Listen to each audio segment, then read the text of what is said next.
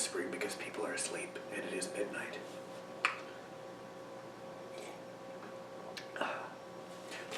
So today I'm going to be reviewing the 1929 film Chien Andalou, or An Andalusian Dog by Louis Buñuel and Salvador Dali. Before you get excited, this film has absolutely nothing to do with dogs, or Andalusia, or anything for that matter. Chien Andalou was one of the most widely renowned films of the Surrealist movement. Films focused on having no cohesive plot or point. As such, I can't really give you a plot synopsis, but here's some highlights.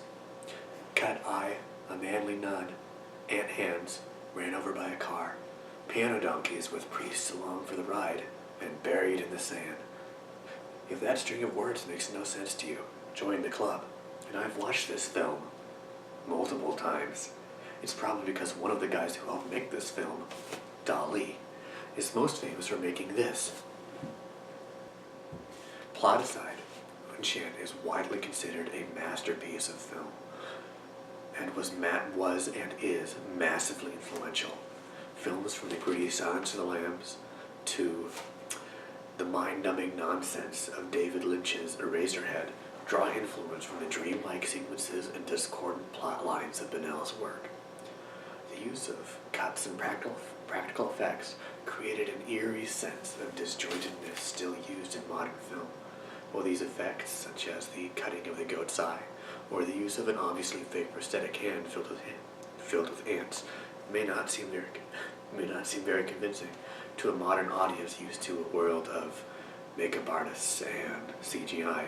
They still promote the same sense of shock and discomfort audiences in 1929 would have experienced. The film itself has a dreamlike quality, with time, continuity, and basic story structure at all levels being warped and twisted. The film stands in stark contrast to the fairly conservative films of the past. Eroticism and religious iconography are shown side by side unabashedly, especially in the scenes following the car collision, with a lustful man literally dragging 2 priests, the 10 Commandments, and 2 dead donkeys as he attempts to molest his female counterpart. This film has been called many things: avant-garde, controversial. It has never been called subtle. Later, the same male character wakes up wearing what appears to be a nun's habit. Is it a religious thing? A sexual thing? You'll never know. Maybe it's just a Dali thing. The use of rapid cuts, camera angles, fading, and practical effects allowed the filmmakers to depict scenes like the eye and the razor or the car collision that would have been impossible in the days of Méliès just a couple decades before. The use of smooth transitions between scenes allowed for an even more confusing experience. Why do we suddenly switch from the 2 characters to a woman's armpit on a beach and back to the characters? You'll never know, because there is no actual meaning. Scenes like that are created for the sole purpose of confusion.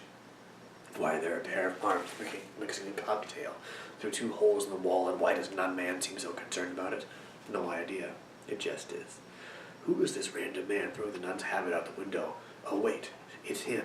But how is there 2 of him? It doesn't matter. None of it matters. These sudden cuts and shifts in tone are intentional, meant to mislead and confuse you, much like how the topic of a dream can seemingly change in an instant.